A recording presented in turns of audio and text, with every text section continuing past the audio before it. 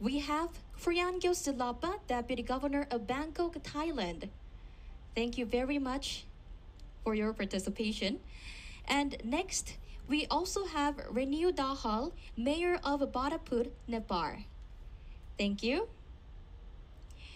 Jose Rojas Mendez, Indigenous Mayor of Buenos Aires de Punta Arenas, Costa Rica. Ashok Kumar Bianju Shuresta, Mayor of Dulikil Municipality, Nepal. Thank you very much for your participation. And Ju Swang Dung, Vice Chairman of the Hanoi People's Committee, Vietnam.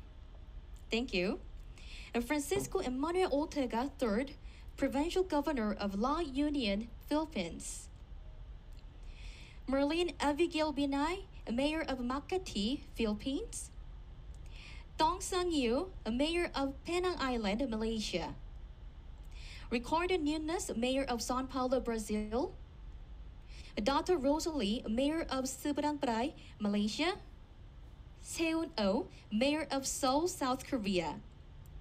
Ikebaya Dashniam, Deputy Mayor of Ulaanbaatar, Mongolia.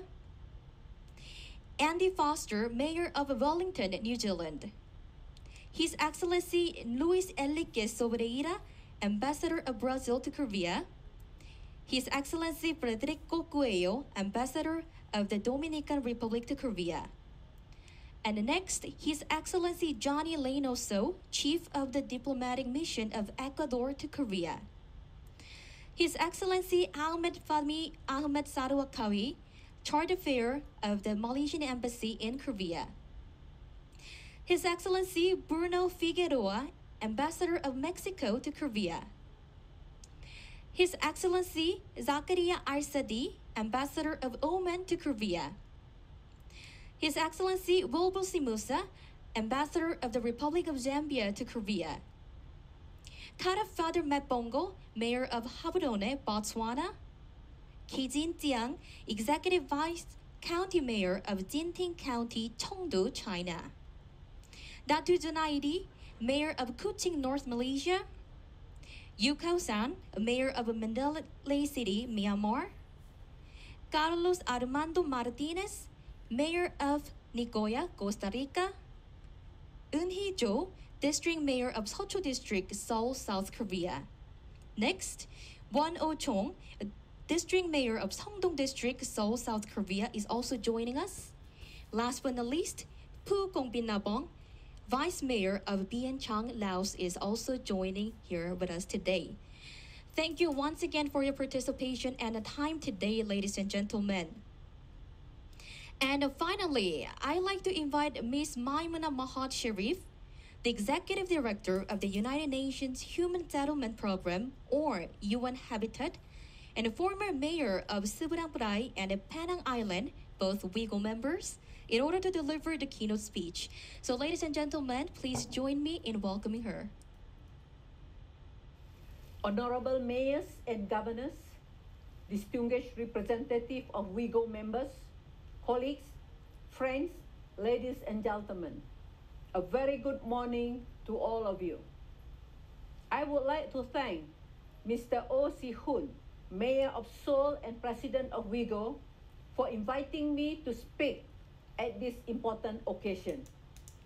First of all, I would like to congratulate WeGo on the 10th anniversary, and you have certainly achieved a lot in your first decade. Before I became the Executive Director of UN Habitat, I was Mayor of Seberang Perai and Penang Island, who are both WeGo members. And I witnessed the work WeGo does and its strong commitment to assist the digital transformation of cities. So in the last 18 months, since the start of COVID-19 pandemic, the world has gone through a digital transformation faster than anything that has come before it. Hundreds of millions are teleworking, accessing education virtually, and buying goods and services through apps and digital platforms. However, this digital transformation has further exposed serious urban and digital inequalities. Many people in deprived urban areas are not able to access remote education, telemedicine, and teleworking because of weak, absent, or unaffordable internet connectivity, or simply lack of computers. According to our colleague at the International Telecommunication Union, 3.6 billion people remain offline worldwide. WeGo's vision of creating smart, sustainable cities for all, making use of digital technology to improve the quality of life for all urban residents while ensuring long-term economic, social, and environmental sustainability has never been more important. Such vision requires us to put inclusion, human rights, and the needs of people front and center in our digital transformation efforts. We need to focus on using the opportunities provided by digital technologies to build inclusive and resilient urban communities that make a positive impact on people's life. At UN Habitat, we define this as people-centered smart city.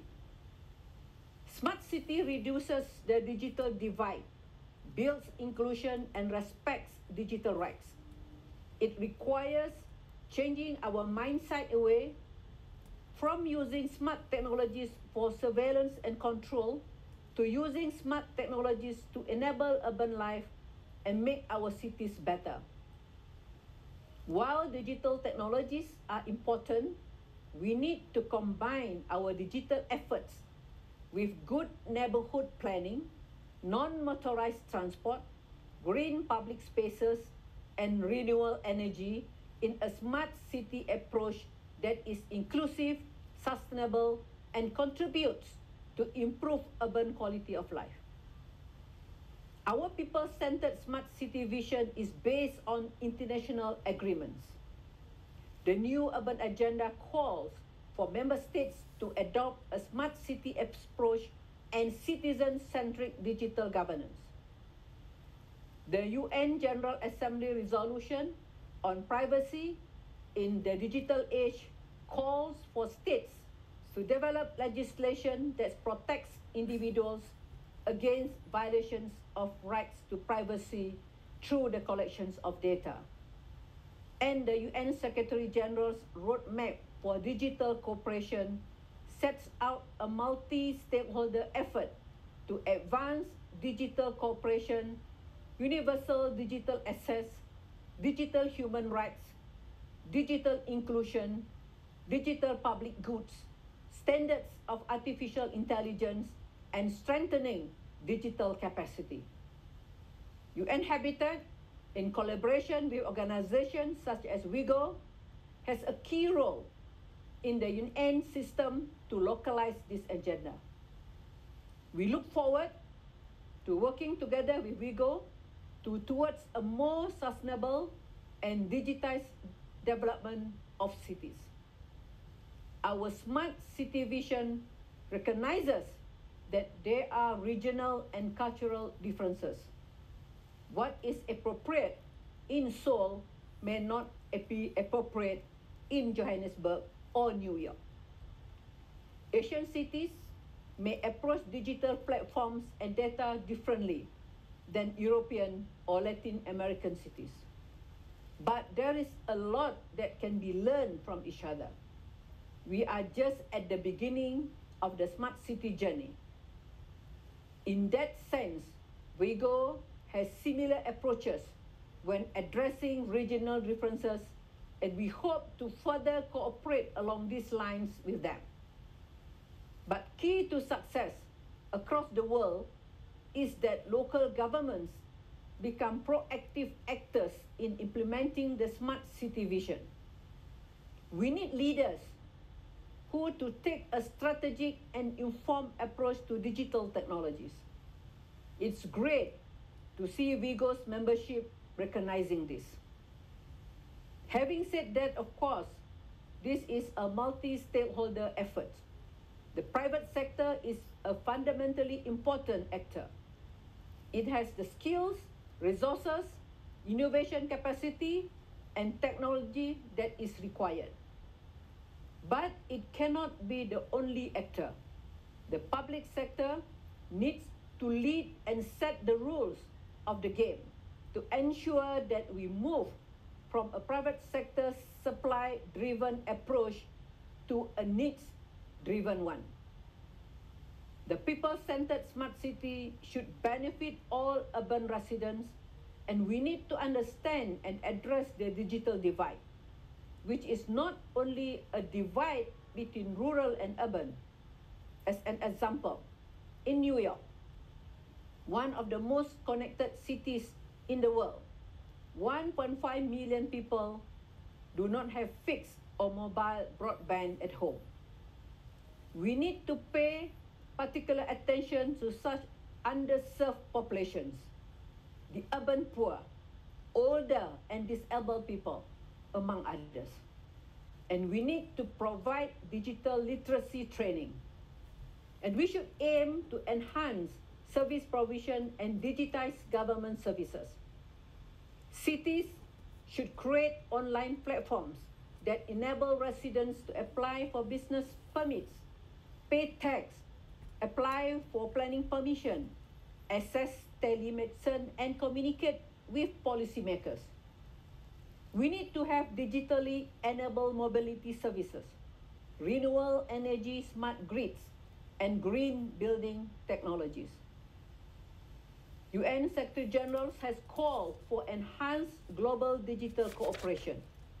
So within the smart cities field, global guidelines on things like data sharing, interoperability, and technical standards will benefit cities, countries, and companies alike.